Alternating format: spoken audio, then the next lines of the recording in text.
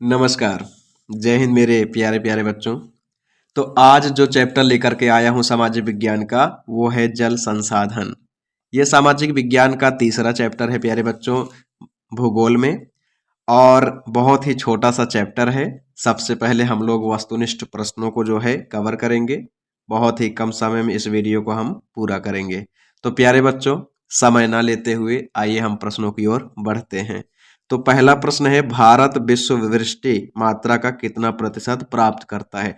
तो वृष्टि का अर्थ क्या होता है प्यारे बच्चों? वर्षा का जल। ठीक है, तो भारत जो है वर्षा का जल कितना मात्रा जो है प्रतिशत प्राप्त करता है? पूरे विश्व में जितना वर्षा होती है उसका 4%। अगला है, विश्व में सर्वाधिक वर्षा किस स्थान पर होती है। तो विश्व में सर्वाधिक वर्षा किस स्थान पर होती है प्यारे बच्चों? भारत में वो स्थान है मासिन राम। भारत में वो स्थान है क्या? मासिन राम। तो मासिन राम में सबसे ज्यादा जो है वर्षा होती है। अगला प्रश्न है प्यारे बच्चों, भारत की पहली नदी घाटी परियोजना किस नदी पर बनाई गई। तो भारत की पहली नदी घाटी परियोजना दामोदर दामोदर नदी पर बनाई गई। दामोदर, ये बहुत इंपॉर्टेंट प्रश्न है प्यारे बच्चों। अगला प्रश्न है, बहुउद्देशीय परियोजनाओं को किसने आधुनिक भारत का मंदिर कहा है। तो भारत के प्रथम प्रधानमंत्री पंडित जवाहरलाल नेहरू ने कहा था प्यारे बच्चों कि बहुउद्देशीय परियोजनाओं को क्या कहा था उन्होंने? आधुनिक भारत का मंदिर। ठीक है, अगला प्रश्न है प्यारे बच्चों, ये तो बहुत ही इंपॉर्टेंट प्रश्न है, इसको तो आप जेहन में अपने मस्तिष्क में बिठा लीजिए। क्या है प्रश्न? कि टिहरी बांध परियोजना किस राज्य में स्थित है? पंजाब, गुजरात, उत्तराखंड, मध्य प्रदेश। तो विकल्प क्या हो जाएगा? उत्तराखंड। बहुत ही बढ़िया प्रश्न है। अब यहाँ पर एक और प्रश्न है प्यारे बच्चों, सलाल बांध किस नदी पर बना है। सलाल बांध किस नदी पर बना है? तो याद रख लीजिए, चिनाब। किस नदी पर? चिनाब नदी पर। तो आइए प्यारे बच्चों, अब हम लोग जो है अति लघुत्तरी और लघुत्तरी प्रश्नों की ओर कवर करते हैं, लेकिन इससे पहले दो और प्रश्न भी छूट रहे हैं, उसको देख लेते हैं। कि बांधों को भी कहा जाता है, क्या कहा जाता है? बहुउद्देशीय परियोजनाएं। क्योंकि इससे बहुत से उद्देश्यों की पूर्ति हो जाती है प्यारे बच्चों। अगला है, जलमंडल का कितना प्रतिशत भाग समुद्री जल के रूप में उपलब्ध है। आप तो जानते ही हैं प्यारे बच्चों कि जो जल मंडल है यानी जल का सारा भाग किसमें है? समुद्री जल के रूप में है ना। तो 97.5% यानी 97.5% जो है, जो जल है वो समुद्री जल के रूप में अवेलेबल है।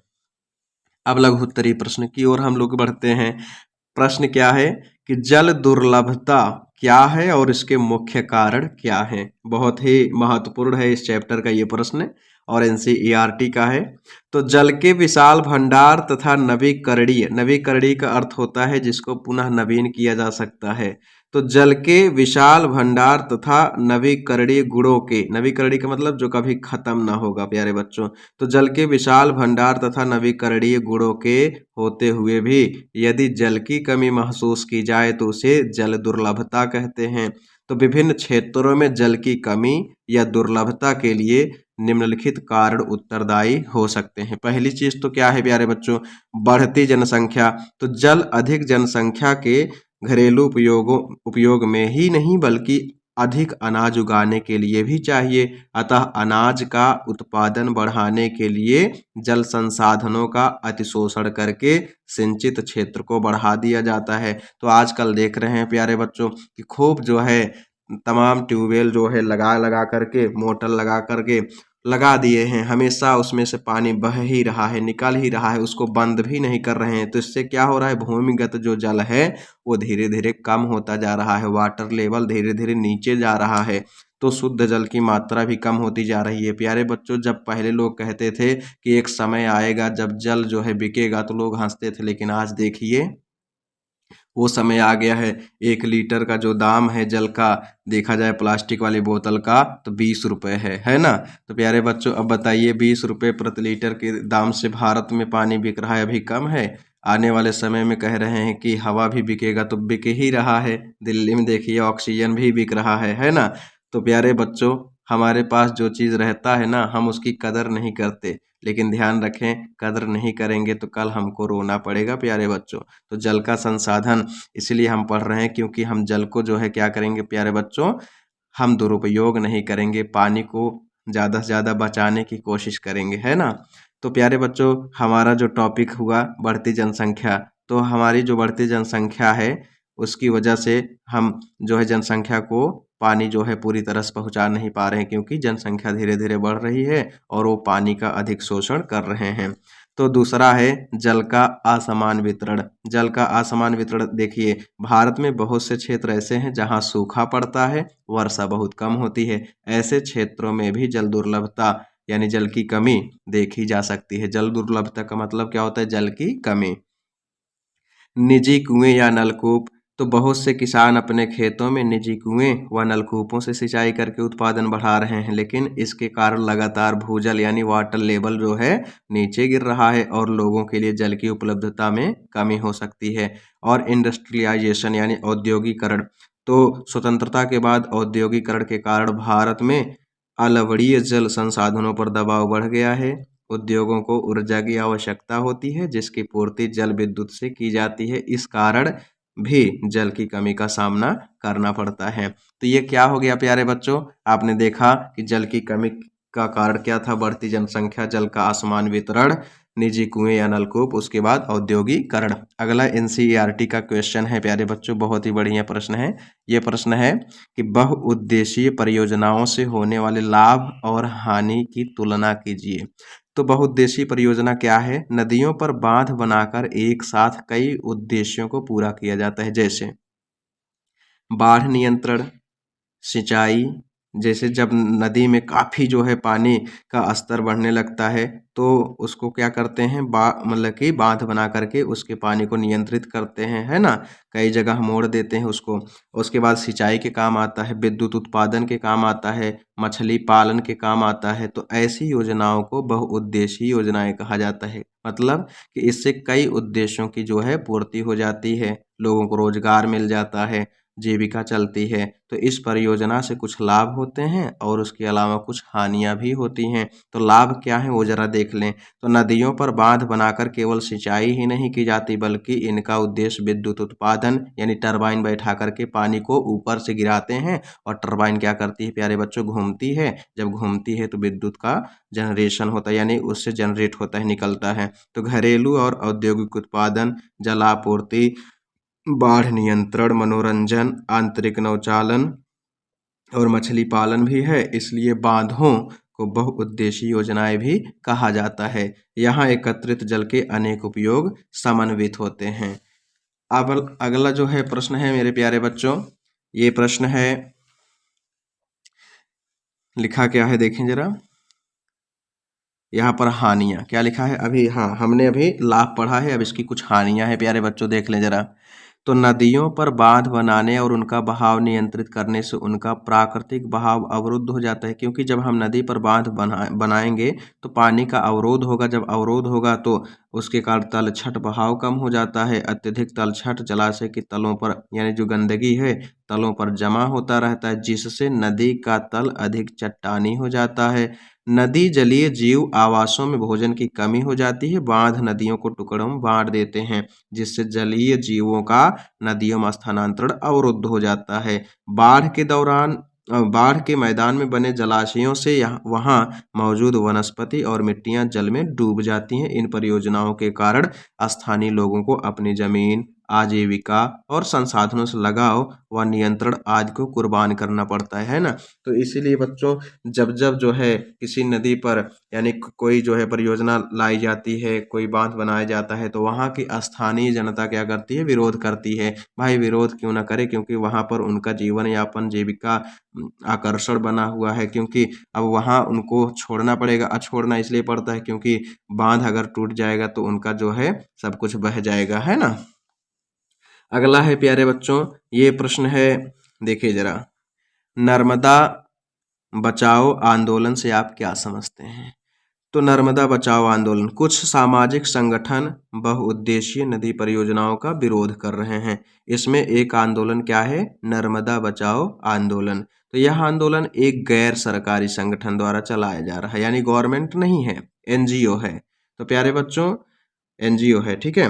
तो जो जनजातीय लोगों, किसानों, पर्यावरणविदों और मानवाधिकार यानी मानवाधिकार कार्यकर्ताओं को गुजरात में नर्मदा नदी पर सरदार सरोवर बांध के विरोध में लामबंद करता है, यानी उनका जो है विरोध करता है ना, यानी आंदोलन करते हैं कि जो है वहां पर बांध नहीं बनना चाहिए। तो मूल रूप से शुरू में यह आंदोलन जंगलों के बांध के पानी में डूबने जैसे मुद्दों पर केंद्रित था। हाल ही में इस आंदोलन का लक्ष्य बांध से विस्थापित गरीब लोगों को सरकार से संपूर्ण पुनर्वास सुविधाएं दिलाना हो गया, क्योंकि जब सरकार ने कहा कि अब बांध बनेगा ही, तो वहां के लोगों ने कहा कि अगर बांध बनेगा तो ठीक है, लेकिन वहां पर जो गरीब लोग रह रहे हैं अब उनको जो है पुनर्वास के लिए अच्छे मकान चाहिए, उनको जो है जीविका के लिए कुछ न कुछ साधन चाहिए, तो उसको आप उपलब्ध कराइए, तो हम लोग आंदोलन नहीं करेंगे। तो प्यारे बच्चों अगला जो प्रश्न है, ये प्रश्न है दीर्घोत्तरी प्रश्न का। आइए जरा दीर्घोत्तरी प्रश्न को हम लोग एक बार नजर डाल लेते हैं।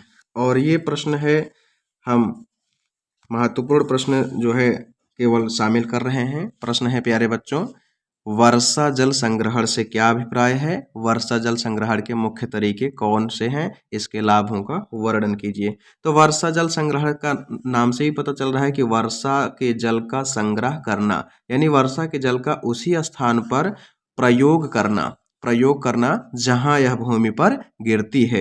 वर्षा जल संग्रहण के प्रमुख तरीके, मतलब वर्षा के जल को कैसे हम इकट्ठा कर सकते हैं वो देखिए। पहला तरीका यह है कि पानी को भवनों की छतों से ही इकट्ठा कर लेना चाहिए, क्योंकि भवन के ऊपर जो है पानी जब नीचे ऊपर गिरता है तो उसको हम पाइप लगा करके क्या कर सकते हैं, नीचे भी हम नीचे टैंक बना सकते हैं, या फिर ऊपर ही कुछ पानी को इकट्ठा कर सकते हैं, है ना। तो हम पाइप लगा करके नीचे बने टैंक में भी उसको जो है इकट्ठा कर सकते हैं।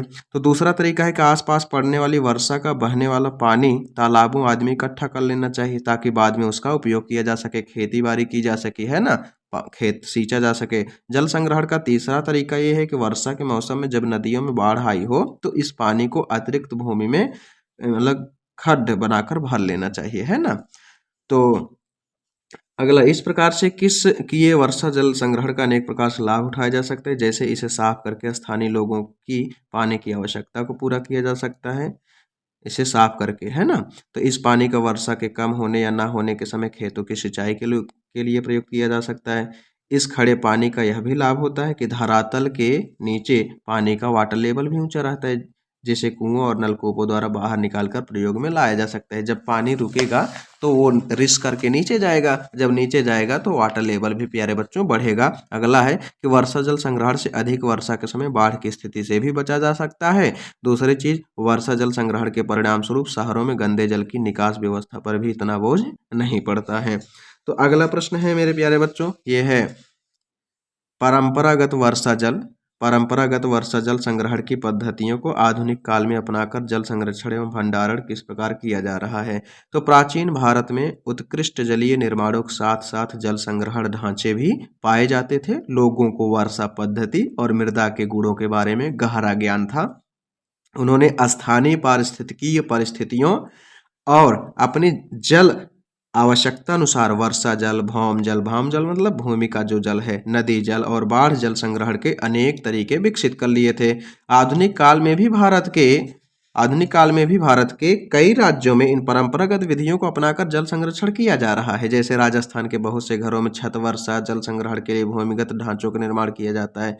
इसमें वर्षा के जल को संग्रहित करके उपयोग में लाया जाता है। इसी प्रकार कर्नाटक के मैसूर जिले में स्थित एक गांव में ग्रामीणों ने अपने घरों में जल आवश्यकता की पूर्ति छत वर्षा जल संग्रहण की व्यवस्था से की हुई है। तो मेघालय में नदियों और झरनों के लिए जल को बांस द्वारा बने पाइप द्वारा एकत्रित करने की 200 वर्ष पुरानी विधि प्रचलित है। शुष्क और अर्ध शुष्क क्षेत्रों में खेतों में वर्षा जल एकत्रित करने के लिए गड्ढे बनाए जाते हैं ताकि मृदा को सिंचित किया जा सके, है ना। जल को सिंचित किया जा सके, यहाँ पर गलत लिख दिया है। तो राजस्थान के जैसलमेर जिले में खदीन और अन्य क्षेत्रों में जोहड़ इसके एग्जाम्पल हैं। पहाड़ी और पर्वतीय क्षेत्रों में लोगों ने गुल और कुल जैसी वाहिकाएं नदी की धारा का रास्ता बदलकर खेतों में सिंचाई के लिए बनाई हैं। तो पश्चिम बंगाल में बाढ़ के मैदान में लोग अपने खेतों की सिंचाई के लिए बाढ़ जल वाहिकाएं बनाते हैं और यही तरीका आधुनिक समय में भी अपनाया जा रहा है। तो इस प्रकार हम देखते हैं कि देश के विभिन्न क्षेत्रों में आधुनिक काल में भी परंपरागत वर्षा जल संग्रहण की पद्धतियों को अपनाकर जल संरक्षण एवं भंडारण किया जा रहा है। तो मेरे प्यारे बच्चों, एक आखिरी प्रश्न और हम यहाँ पर देख लेते हैं, ये भी एनसीईआरटी का ही है कि राजस्थान के अर्ध शुष्क क्षेत्रों में वर्षा जल संग्रहण किस प्रकार किया जाता है, इसकी जो है एक्सप्लेनेशन कीजिए, व्याख्या कीजिए। तो राजस्थान के अर्ध शुष्क और शुष्क क्षेत्रों में विशेषकर बीकानेर, फलोदी और बाड़मेर में पीने का जल एकत्र करने के लिए छत वर्षा जल संग्रहण का तरीका आमतौर पर अपनाया जाता है। इस तकनीक में हर घर में पीने का पानी संग्रहित करने के लिए भूमिगत टैंक अथवा टांका हुआ करते हैं। इनका आकार एक बड़े या कमरे जितना हो सकता है। इसे मुख्य घर या आंगन में बनाया जाता है। तो ये घरों की ढलवा छतों से पाइप द्वारा जुड़े होते हैं। छत से वर्षा का पानी इन पाइपों से होकर भूमिगत टांका तक पहुंचता है जहां इसे एकत्रित किया जाता है। वर्षा का पहला जल छत और पाइपों को साफ करने में प्रयोग होता है। तो यानी जो पहली बारिश होती है छत पर, उसको पहले साफ करते हैं और उसे संग्रहित नहीं करते क्योंकि गंदा होता है ना। और दूसरी चीज, वायुमंडल में अशुद्धियां होती हैं, इसलिए जो है अम्लीय वर्षा होती है, तो उसको जो है केवल साफ करने के लिए यूज करते हैं। तो इसके बाद होने वाली वर्षा का जल संग्रह किया जाता है। तो ढाका में वर्षा जल अगली वर्षा ऋतु तक संग्रहित किया जाता है। ढाका जो टांका है, ठीक है, तो यह इसे जल की कमी वाली ग्रीष्म ऋतु तक पीने का जल उपलब्ध करवाने वाला स्रोत बनाता है। तो वर्षा जल को प्राकृतिक जल का शुद्धतम, क्योंकि वर्षा का जल सबसे शुद्ध जल माना गया है। तो कुछ घरों में तो टांकों के साथ साथ भूमिगत कमरे भी बनाए जाते हैं क्योंकि जल का यह स्रोत इन कमरों को भी ठंडा रखता है, जिससे ग्रीष्म ऋतु में भी गर्मी से राहत मिलती है। तो आज राजस्थान में छत वर्षा जल संग्रहण की रीति इंदिरा गांधी नहर से उपलब्ध 12 मासी पेयजल के कारण कम होती जा रही है। हालांकि कुछ घरों में टांकों की सुविधा अभी भी है क्योंकि उन्हें नल के पानी का स्वाद पसंद नहीं है। प्यारे बच्चों, बहुत ही अच्छा लगा, ये वीडियो बहुत लंबा नहीं गया, कुल मिला के 16 से 17 मिनट के अंदर ही जो है निपट गया। मेरे प्यारे बच्चों, मुझे बड़ा अच्छा लगा, आप सब जो है वीडियो में बने रहे। तो आज का ये जो वीडियो बनाने के लिए कहा था वो लिस्ट हमारे पास है। वो प्यारे बच्चों, उनके नाम हम बताएंगे आपको। ये लिस्ट है जो बच्चे बोले थे, कमेंट किए थे: शिवानी यादव, ममता यादव, रवि पुष्पजीवी, सत्यम पटेल, आदर्श सिंह, प्रियांशी यादव, अंकिता यादव, जितेश यादव। उसके अलावा हैं प्यारे बच्चों, ये हैं कविता सरोज, शिवा यादव, शिव कुमार गुप्ता, मोनू कुमार और सनी साहू। तो ये बच्चे जो है कमेंट किए थे कि सर हमको जो है अगले चैप्टर का भी वीडियो चाहिए। तो मैंने उन सारे बच्चों का नाम ही बताया प्यारे बच्चों। तो आपको भी कौन से चैप्टर का वीडियो चाहिए, जिस चैप्टर का वीडियो चाहिए आप कमेंट में अपना नाम और क्लास जरूर लिख दें मेरे प्यारे बच्चों। मैं आपके लिए वीडियो बनाने की भरपूर कोशिश करूँगा।